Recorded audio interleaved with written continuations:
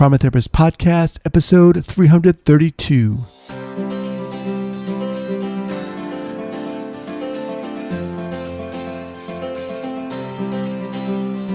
Welcome to the Trauma Therapist Podcast. My name is Guy Macpherson. My mission is to raise the awareness of trauma and to help support and inspire new trauma workers through this podcast and my membership community, Trauma Therapist 2.0. Thanks so much for joining me today, and here we go.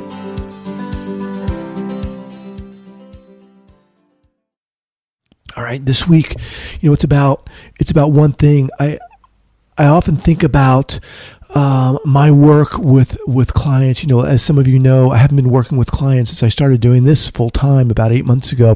But I miss it so much. I miss working with clients. I'm going to start doing it again. I'm going to get back into it. I was at a bookstore the other day. I was my wife and I are Marie Kondoing our house, so I'm getting rid of a lot of books, and I was dropping off some books at a bookstore. And while the guy was checking out my books to see which one he was going to take or not, I was looking around, and I saw this one book by her name is Amy Cuddy, and some of you may know her. She's a social psychologist and author. She was widely known for her 2012 TED Talk.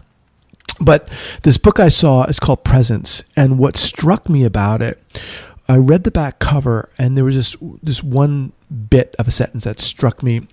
The back says, in just talking about this book, Presence, she said, "Too often we approach life's biggest hurdles with dread and leave them with regret. But by learning to access our personal power, we can achieve," quote, "presence, the state in which we stop worrying about the impression we're making on others and start being our best selves." Now, that bit about, the state in which we stop worrying about the impression we're making on others really intrigued me, and it inspired me, because the whole topic of being ourselves, being yourself as a therapist, right? Cultivating authenticity, being authentic when you're working with a client, to me is what it's all about. I mean, it doesn't mean disregarding or forgetting everything you know. No, it doesn't mean, leaving your toolkit outside the door, but it does mean being able to be who you are, completely who you are in that moment, and yet have access to your tools and your knowledge about trauma, right? Therein lies the art in this work. But to be able to do that, to be able to be in that state such that you're not concerned, as this back cover blurb says, when we stop worrying about the impression you're making on others, that's hard. It was hard for me. It's less hard for me. I'm not saying I'm completely, excuse me, that thought still doesn't fill my mind. Of course it does. And when I was seeing clients, of course it did. But I think, when you get to a point where you're not so much concerned about, quote unquote, helping or healing, or, what, that you need to do as a therapist to shift things, to make things better, that shifts the dynamic of the relationship. And, think about it. When I was seeing a therapist, many times that I've saw a therapist, I remember my last experience with a therapist was with a pretty phenomenal EMDR therapist. And, when you think about it, what are the things that make you feel comfortable? What are the things that just allow you to, exhale and drop your guard? And it's that feeling where you feel safe, you feel like you're not being judged, where everything's okay. And those things, as I'm saying those things, they seem so trite, they seem so simple, but and they are in a sense, but they're not easy to manifest, right? To create that space. And when you think about someone who's been victimized by trauma, and immediately I'm thinking, my mind is flashing to that young girl, Jamie Kloss, who was recently found. She was kidnapped. I think it was Missouri, Wisconsin, or somewhere. But I'm just, for some reason, I was thinking about her and what my God, what she must be going through now. But being able to create a space like that for someone who's been impacted by trauma is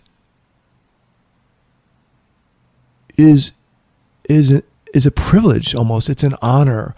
And that brings with it a sense of responsibility for you as a clinician to cultivate that authenticity, to cultivate that presence, to cultivate that kind of mountain-like presence in yourself, right? In your beingness, human beingness, the term Manuela Mishka Reed's former guest has said.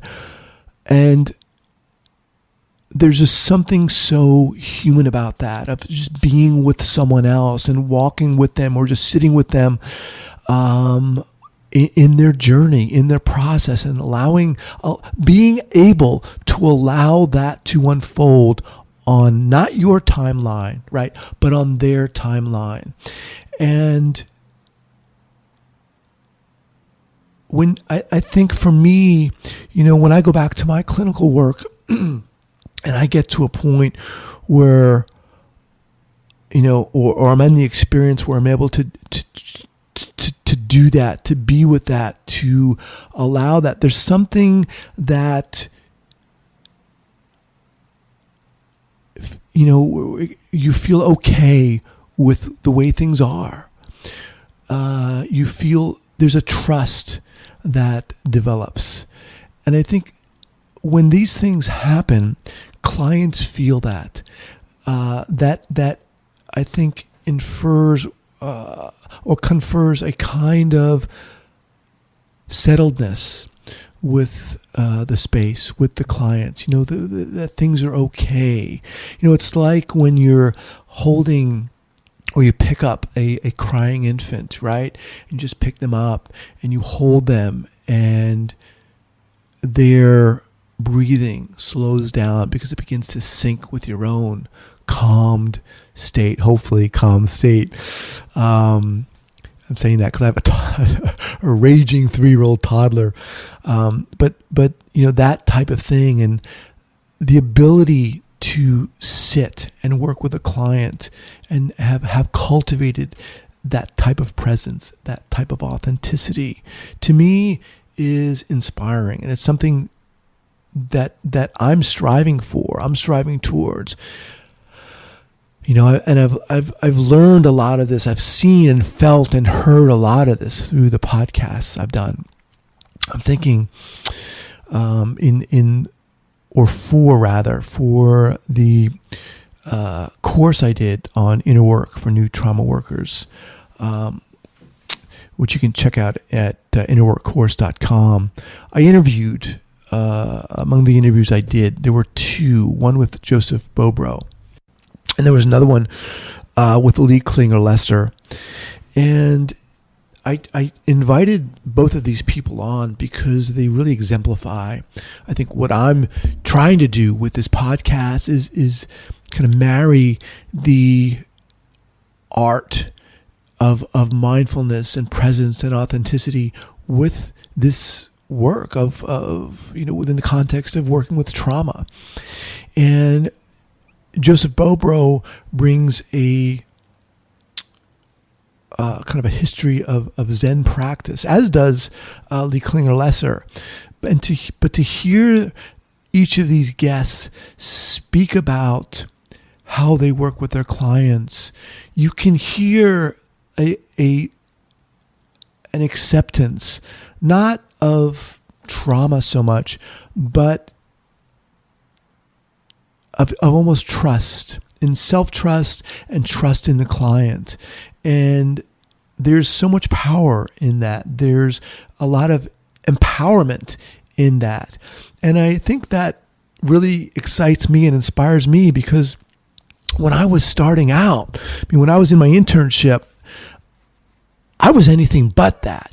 I felt so much as though I needed to do something, that I needed to take what I was, quote unquote, learning and reading, and somehow make that happen when I was seeing clients. And that becomes not only detrimental, it feels very invasive thinking about it now. It feels as though I needed to prove something. And I think I did, quite frankly. That's a different podcast episode. I think I've said that a couple of times, although I've never done that episode. But it is a different podcast episode. And, it feels very invasive, rather than, again, this self-trust that comes in to play when we honor the client's experience. We honor space,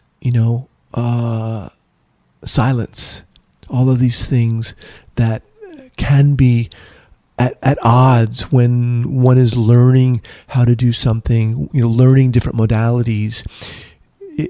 At times it feels, like I'm speaking about two different things, the actual modalities and interventions on one hand, and the cultivation of authenticity and presence on the other, when in reality, and I know you know this, but I'm just kind of speaking out loud here, that obviously they're not, right?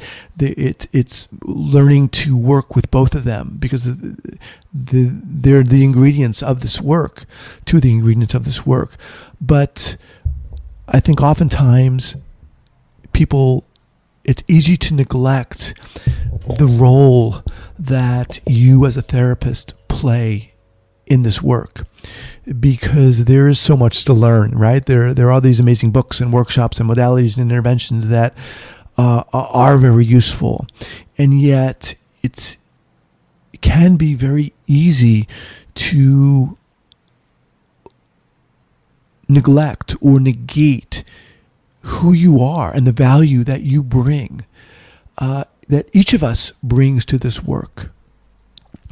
I'm thinking right now of, it's funny, my mind goes to these different images I've seen. I remember when the wildfires were here in California were happening a few months ago. And I remember I was watching, I forget where it was, online somewhere, but at one point, one of the women who had lost her home, she was being reacquainted with the firemen who had kind of saved her, brought her out of her literally burning building. And she's standing there at the side of the road. I think some reporters are there, and up comes a fire engine to meet this woman, and the firemen get out, and I guess the main guy who had met this woman or brought her out of the building walks up, and he just walks up, and he just, without even pausing, goes right up and hugs this woman. And it was so emotional. And it's simple, right? But it's so powerful. And I think in our environment now, in our world now, being able to provide that simplicity of humanity, of humanness, is so powerful. And I think it requires almost a disarming of oneself as a therapist, and at the same time, a cultivation and a self-trust and a self-belief in who you are, in your human beingness, if that makes any sense. Because I believe there's so much power in that, and I love that. When I get talking about this, I'm again quickly drawn back to my own experience when, I was working previously at one of my last spots at a clinic, working with kids who were showing early signs of psychosis. I was there for 5 years, and I went through really an amazing educational process, my own journey of how I fit in this whole equation of doing this work, and how I very much so, starting out, wanted to utilize the different tools in my belt, and how that, what that would make me feel like when I was able to do that. But then learning that so much of this work requires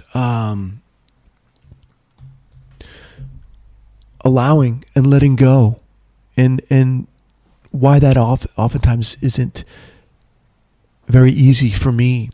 And I think it was thrust upon me, after, in the wake of my mom's sudden death, and my learning of it while I was at work and taking time off and coming back and realizing I wasn't ready to come back, and getting flooded while I was in session, then taking more time off, and then coming back again.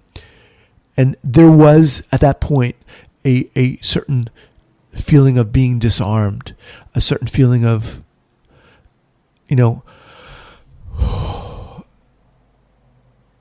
calmness that I had about me, a feeling that I didn't need to